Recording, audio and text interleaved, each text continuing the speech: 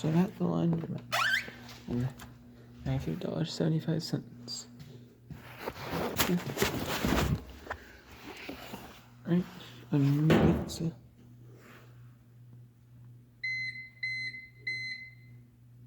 one side light side it's more medium, so okay, so I put $2 in there, and I put both in there. Right, and then you have to put your detergent in. I get some Tide $25 original detergent. A nice little cap there.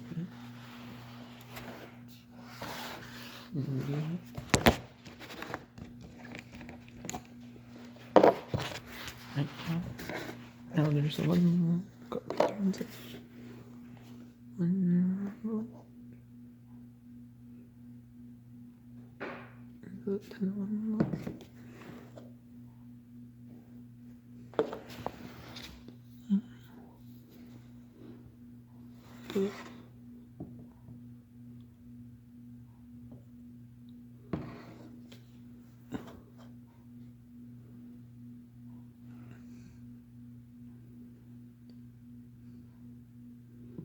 okay, that's good enough. And then you put that in slot A here, which is this one right here.